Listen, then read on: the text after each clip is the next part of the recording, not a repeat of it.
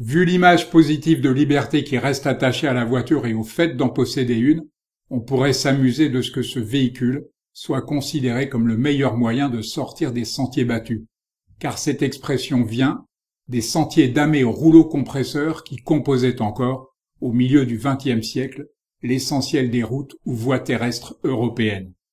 Il fallut attendre 1913 en France pour dépasser le millier de kilomètres de routes goudronnées. Vous vous en doutez, si les routes abondent dans la peinture, celles que vous allez voir tiennent davantage de la route de campagne que du chemin de croix des retours de week-end. On peut toujours compter sur Ruysdael pour montrer le chemin. De Turner à Constable, ils l'ont tous vénéré. Il inventa le romantisme en peinture près de 2 siècles avant la charrette de foin. Constable, justement, pourtant un pur romantique, est considéré comme un précurseur de l'impressionnisme. Sa vallée du Suffolk, qu'il rechignait à quitter, est encore aujourd'hui appelée le pays de Constable. Qu'un souverain se pique de peinture, ce n'était pas à proprement parler une nouveauté.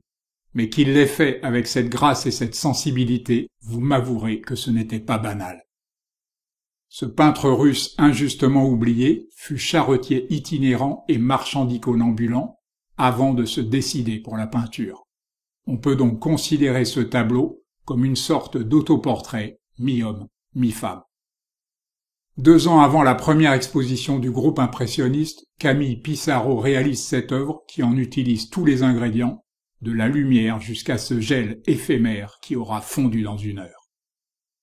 J'aimerais attirer votre attention sur cet artiste suédois qui rappelle Vallotton, mais dont il ne reste que peu d'œuvres, sa famille et ses amis ayant jugé bon de détruire celles qui leur semblaient morbides.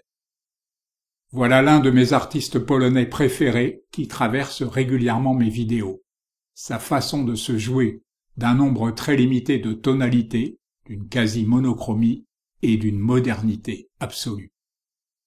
Avec la pie, peinte à l'âge de 28 ans et qui évoque irrésistiblement une clé de sol sur une portée de musique, Monet avait déjà démontré sa science des effets de neige qu'il utilisera tout au long de sa carrière.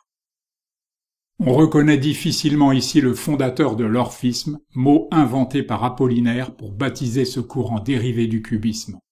Delaunay aimait rappeler qu'il avait assisté enfant à l'élévation de la Tour Eiffel. Totalement inconnu chez nous malgré la puissance de ses compositions et son humour grinçant, et ce n'est pas mieux chez lui, il fut pourtant l'un des membres influents du mouvement Jeune Pologne.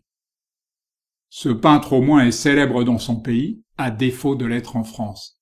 Il fut de la grande aventure du collectif d'artistes de Fioni, une île de belle taille considérée comme le jardin du Danemark.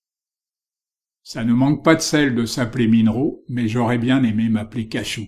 Celui-là excella dans les clairs-obscurs et les ambiances crépusculaires, au point qu'on l'appela le Corot de la nuit. Je vous présente régulièrement les œuvres de ce symboliste français injustement oublié. C'est particulièrement intéressant de voir ce que lui a inspiré la forêt de Fontainebleau, où il avait été attiré par les naturalistes. Je ne vous ferai pas l'injure de vous présenter celui-là, il est une sorte de miroir réaliste à la métaphysique de Chirico, avec moins d'artifice et bien plus de profondeur, si vous voulez mon avis.